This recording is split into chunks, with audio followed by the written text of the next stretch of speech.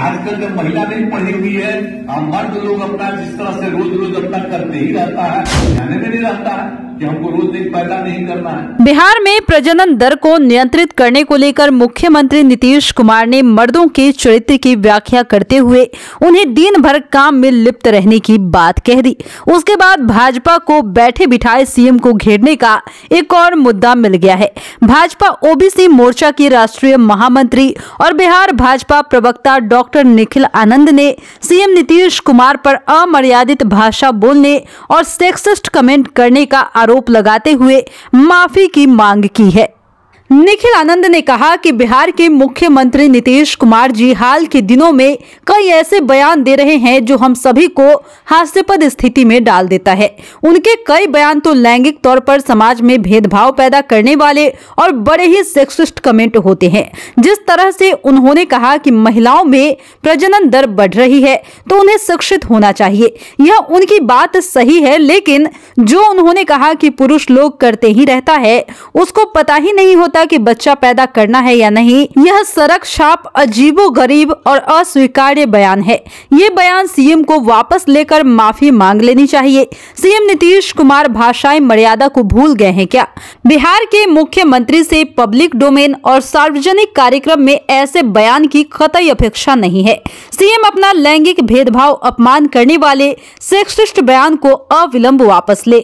निखिल ने मुख्यमंत्री नीतीश के पूर्व बयानों का हवाला दिया कि एक बार सीएम नीतीश ने कहा कि वो कॉलेज के जमाने में लड़कियों का पीछा किया करते थे।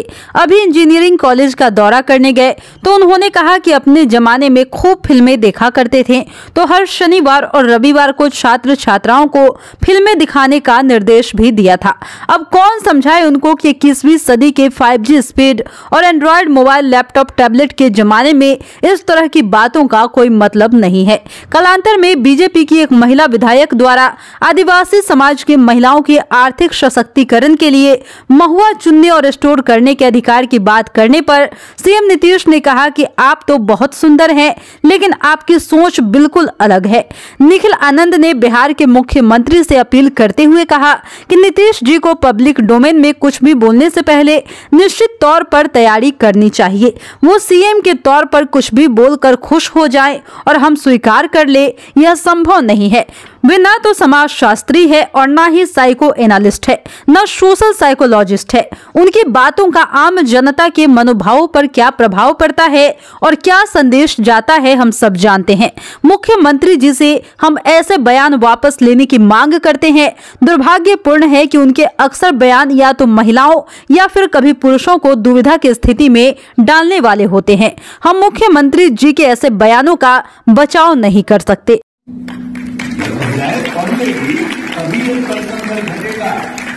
असली चीज तो वही है। और आजकल जब महिला नहीं पढ़ी हुई है, मर्द लोग अपना जिस तरह से रोज रोज अपना करते ही रहता है, लेकिन उसको तो ध्यान में नहीं रहता है कि हमको रोज एक पैदा नहीं करना है। अब महिलाएं पढ़ी रहती हैं तो उनको सब चीज का ज्ञान हो जाता है कि भाई कैसे हमको बचाएंगे। महिलाएं पढ़ लेगी तभी एक पर्सन घटेगा। असली चीज तो वही है।